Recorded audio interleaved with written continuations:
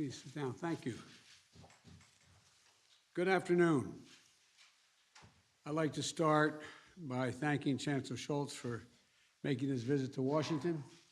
We had an opportunity to have a very productive meeting. I think our staffs wondered whether we were going to let them in at all. We spent the first half hour more talking together, and it's been a very, very useful meeting. One of the things that struck me was the shared values and that shape how each of us approaches leadership, among them the foundational commitment to the dignity of workers and the need to treat all people with respect. So I enjoyed speaking with you, Olaf, and I know working together will continue to strengthen and deepen our alliance and the extensive partnership between Germany and the United States. Of course, at the top of our agenda today was our united approach to deterring Russia's threats against Ukraine and the long-standing principles of rule-based international order. That's what we spent most of our time talking about. Germany and the United States, together with our allies and partners, are working closely together to pursue diplomatic resolutions of this situation. And diplomacy is the very best way forward for all sides, we both agree, including best for Russia, in our view. And we have made it very clear we're ready to continue talks in good faith with Russia. Germany has also been a leader in pushing de-escalation of tensions and encouraging dialogue through the Normandy format. But if Russia makes a choice to further invade Ukraine, we are jointly ready, and all of NATO is ready. Today, the Chancellor and I discussed our close cooperation and developed a strong package of sanctions that are going to clearly demonstrate international resolve and impose swift and severe consequences if Russia violates Ukraine's sovereignty and its territorial integrity. And I want to thank Germany and all of our other partners in Eastern Europe and the European Union for their work in this united effort. We are in agreement that it cannot be business as usual if Russia further invades. We also discussed our shared commitment to NATO's Article 5 responsibilities and reassurance of our eastern flank allies. We're united in that as well. Already, the United States is sending troops to reinforce the alliance, and I want to thank the Chancellor of Germany for hosting additional U.S. forces and for the long-standing hospitality to our women and men in uniform. We also discussed the challenges we're facing to the international order from China, along with Russia and other competitors that are pursuing more illiberal futures. We've agreed that Germany and the United States will continue to work together to ensure that the rules and principles governing emerging technologies are geared to advance freedom of opportunity, not repression or authoritarianism. We also reaffirmed our commitment to completing the work of integrating the Western Balkans into the European institutions and to finally realize a Europe that is whole, free, and at peace.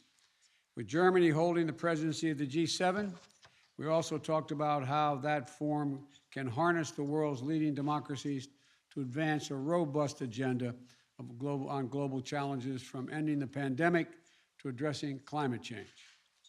So the bottom line is this: whether as allies in NATO, partners through the European Union, as leaders of the G7 and the G20, or through our strong bilateral relationship, Germany and the United States are close friends and reliable partners, and we can count on one another. There is no issue of global importance where Germany and the United States are not working together, strength to strength, and applying and amplifying our efforts together.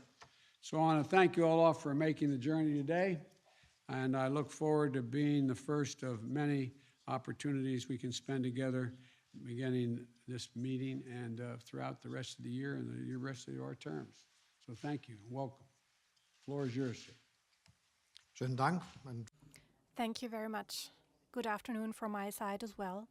I'm very grateful that we had the opportunity to talk in much detail today, and that I was able to make my first official visit here, and that we also could talk about the important questions that we're dealing with today. We are in a very difficult situation, and it is a good thing that Joe and I were able to discuss what we need to do in this difficult context. Of course, there is a military threat in Ukraine, against Ukraine. We cannot remain silent on that. We see the number of Russian troops along the Ukrainian border, and that is a serious threat to European security. And this is why it is important that we act together, that we stand together, and that we do what is necessary together. It is important that all allies, the US and Germany, the transatlantic partnership between the US and Europe, NATO, say the same thing, speak with one voice, and do things together. And we made it very clear, if there was a military aggression against Ukraine, this will entail severe consequences that we agreed upon together, severe sanctions that we have worked on together. So there will be a high price for Russia. This is a very clear message. Everybody has understood it. And I think this message has been made clear again and again, so that even Russia has understood the message now. What is important is that we also intensively worked on preparing possible sanctions together. We don't want to start once there is a military aggression against Ukraine. We have prepared a reaction that will help us to react swiftly if needed. And we will do that. At the same time, it is important to use all diplomatic means we have. And I'm very glad about your great willingness to move forward together, especially the bilateral talks between the US and Russia. And of course, the talks that we have agreed upon within the NATO-Russia format. This is also important, also because Russia needs to understand that NATO stands together and that NATO is prepared. After so many years, there have not been any talks in this format, so it is a good sign that they are happening now. Of course, we have controversial debates there, but it is important that we talk. And the same is true for the OSCE, where we need to discuss about security in Europe. This is also a progress, as tiresome as it may be, and we have not yet reached any very substantial conclusions yet, but it is good to see that this format plays a role now. And the same is true for the talks between Ukraine, Russia, France, and Germany, the Normandy format. We have this format, but we haven't been able to really use it in a productive way over the last few years. So now we have come back to that format. We are having tough discussions in that format, and that shows that there are ways that will lead us out of this difficult situation. And this dual-track approach of clear announcements with regard to sanctions that will be taken if there is a military aggression, and at the same time keeping all dialogue formats open. I think this is the most promising strategy one can have, and that is what we're doing together, and we stand side by side in this approach. We also talked about many other topics that are important for us today, especially when it comes to the G7 presidency of the Federal Republic of Germany. We will work closely as strong economies, strong democracies, and we also, therefore, have a special mandate to contribute to cohesion worldwide. And part of this is that we continue to do everything we can to make sure that the citizens of the world can be vaccinated, not only in our rich countries, but also in countries where people would love to have the vaccine but don't have access yet. And these are initiatives that we have carried out together and that are of utmost importance worldwide. The same is true for fighting man-made climate change, a big topic that keeps us all busy, even though it is obvious that only a global solution can be successful, because climate is a global thing. It doesn't stop at national borders. As an industrialized nations, we have an important contribution to make. We have technological opportunities, economic opportunities, and have to use them in order to prepare a situation where we and others can enjoy prosperity without harming the climate. This is the big challenge that we see, and that is of great importance to us. So this is why we want to work together on this strategy and use a climate club of like-minded people and partners. These are some of the topics we discussed, and once again, the personal discussion we had illustrates the excellent cooperation between our countries, the strong bond we have within our transatlantic partnership, and the fact that both countries can rely on each other. Much. We'll now take a couple questions each. Reuters, Andrea, you got the first question. Thank you, Mr. President, and thank you, Chancellor Scholz. Mr. President, I have wanted to ask you about this Nord Stream project that you've long opposed. You didn't mention it just now by name, nor did Chancellor Scholz. Did you receive assurances from Chancellor Scholz today that Germany will in fact pull the plug on this project if Russia invades Ukraine? And did you discuss what the definition of invasion could be? And then Chancellor Scholz, wenn ich Sie fragen darf. If I may ask you, Chancellor Scholz, you said there was some strategic ambiguity that was needed in terms of sanctions. I just wanted to know whether the sanctions you are envisaging and the EU is working on, and the US as well, are already finished, finalized, or is there still work ongoing? And you're not really saying what the details are. Is that just an excuse for Germany maybe to not support the SWIFT measures? The first question first. If Russia invades, that means tanks or troops crossing the border of Ukraine again. Then there will be no longer a Nord Stream 2. We will bring an end to it. How will you do that exactly, since the project and control of the project is within Germany's control? We will, I promise you, we'll be able to do it. Schönen Dank für Ihre Frage. Thank you very much for your question. I want to be absolutely clear. We have intensively prepared everything to be ready with the necessary sanctions if there is a military aggression against Ukraine. And this is necessary. It is necessary that we do this in advance so that Russia can clearly understand that these are far-reaching, severe measures.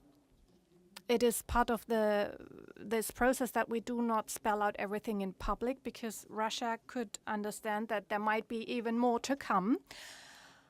And at the same time, it is very clear we are well prepared with far-reaching measures. We will take these measures together with our allies, with our partners, with the US, and we will take all necessary steps.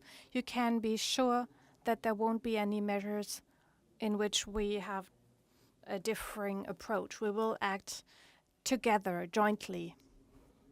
Say to our American friends, we will be united. We will act together, and we will take all the necessary steps, and all the necessary steps will be done by all of us together. Today to turning off and pulling the plug on Nord Stream 2? You didn't mention it. You haven't mentioned it. As I already said, we are acting together. We are absolutely united, and we will not taking different steps. We will do the same steps, and they will be very, very hard to Russia, and they should understand. You recognize someone now, Chancellor? Herr Fischer.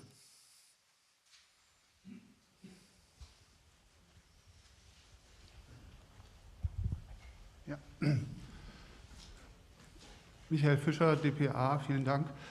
Michael Fischer, DPA. Mr. President, one question to you. The US, over the last few years, have exported heavy weapons to Ukraine, and Germany excludes that, has only delivered 5,000 helmets to Ukraine. Don't you think that NATO should act unanimously in this respect? And Germany, as the strongest European NATO partner, should also deliver heavy weapons to Ukraine.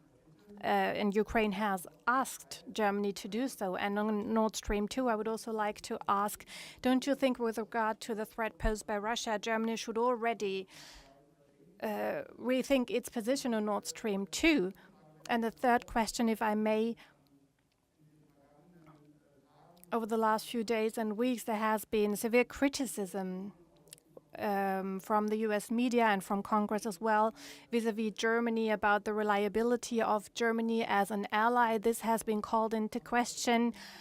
Do you understand this criticism? Is Germany a reliable partner from your point of view? And Mr. Chancellor, also a question to you, Nord Stream 2.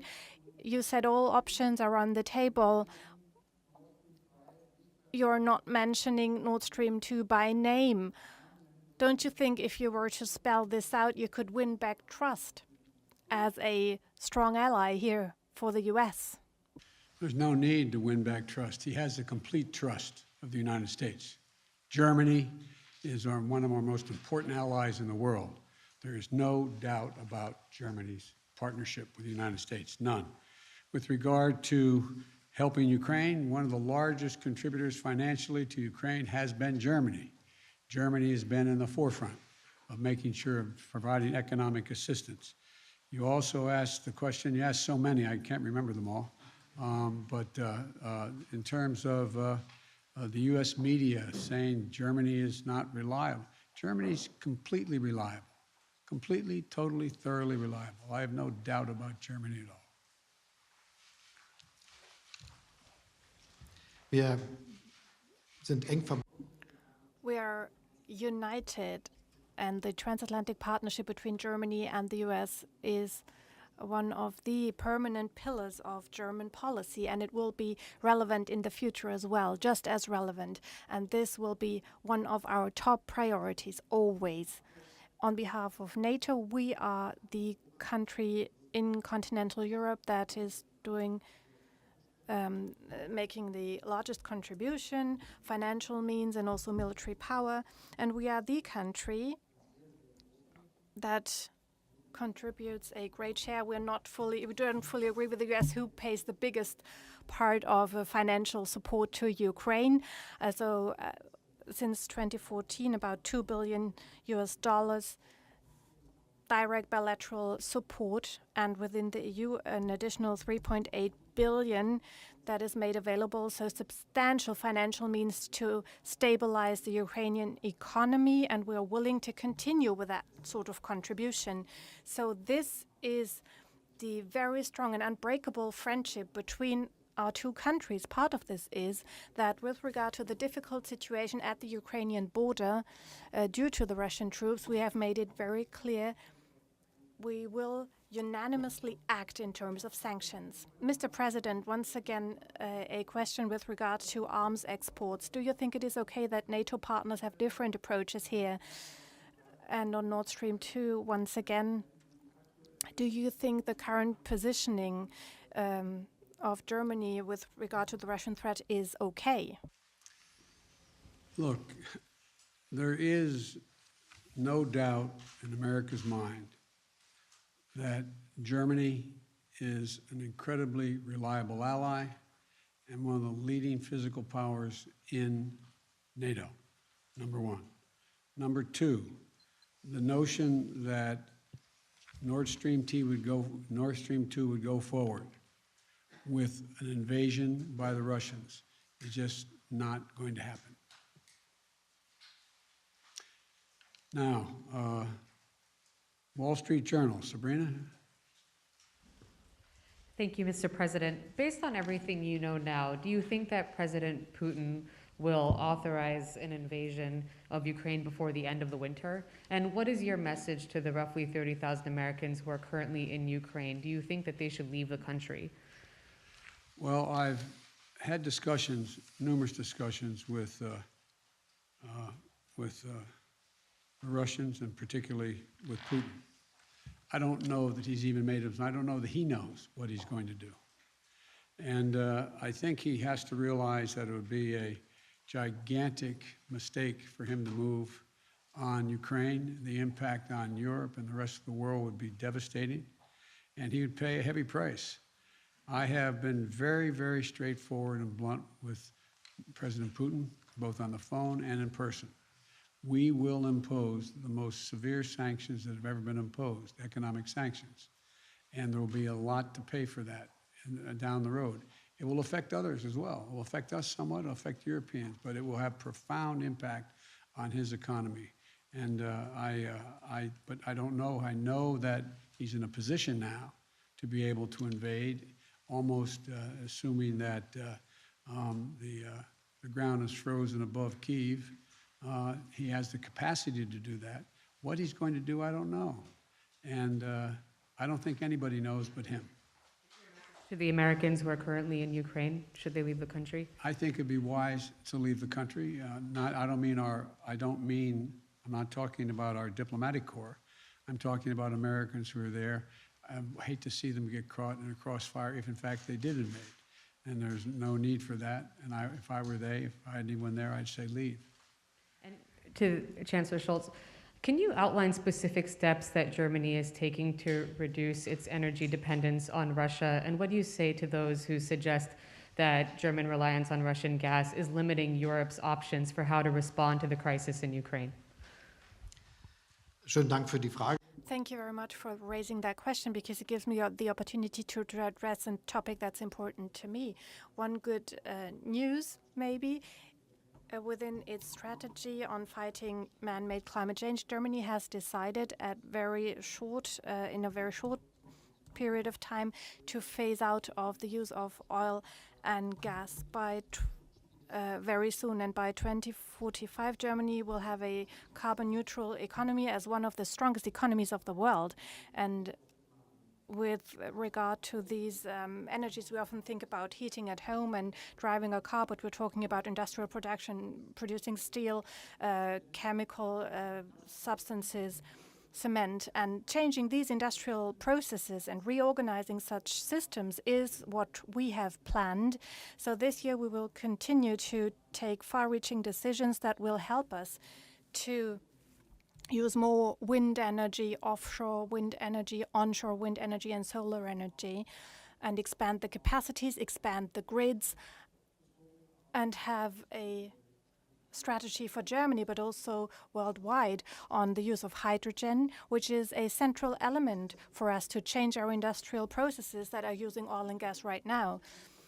The industry is willing to be on board. We're doing this together with them, but it will probably be the biggest industrial modernization project in Germany in 100 years, with very good prospects that we will develop new technologies that other partners in the world can use as well. And this will help us fight climate change. And by the way, the energy mix today, we are talking about 1/4 of our energy that is linked to gas, and only part of that gas comes from Russia. A big part comes from Norway or the Netherlands. And of course, it is very important to us that we develop an infrastructure that will give us the opportunity to have all options available and react if needed. So you don't have to be concerned. There are some who should be concerned, who see themselves maybe too much as a deliverer of such resources. Because we are focusing on renewable energies, we will go down that path and make sure that this is the profitable future.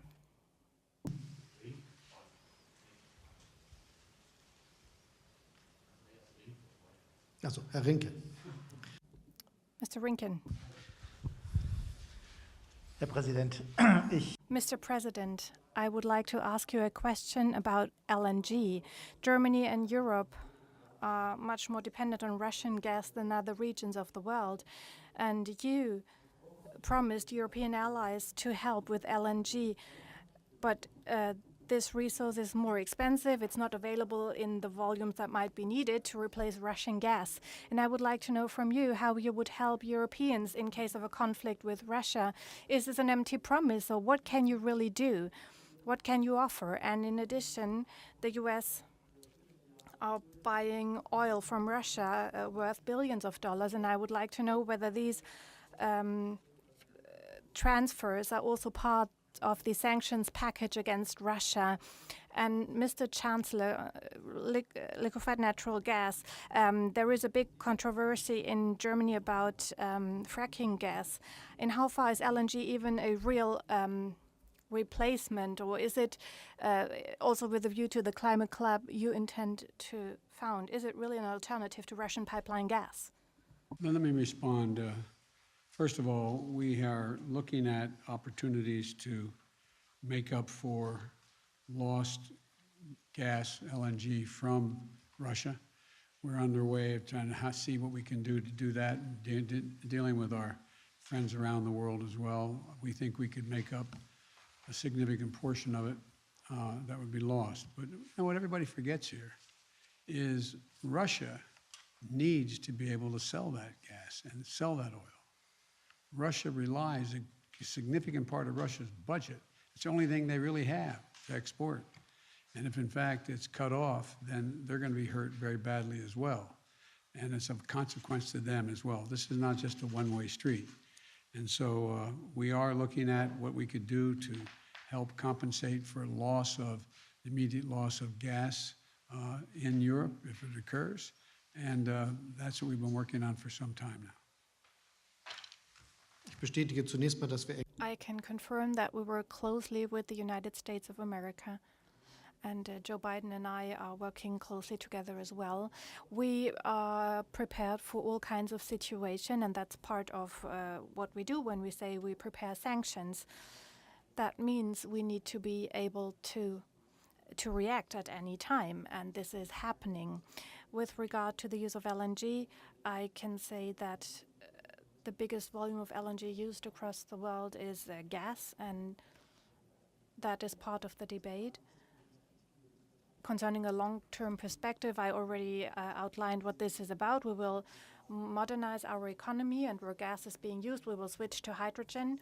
This will be a process that will happen faster than many might imagine today, and that will create a bright future for all of us. Thank you very much. Appreciate it. Yes. Do you believe there's still an off-ramp for him that de-escalation is an actual possibility, given that there are 100,000 people? The answer is yes.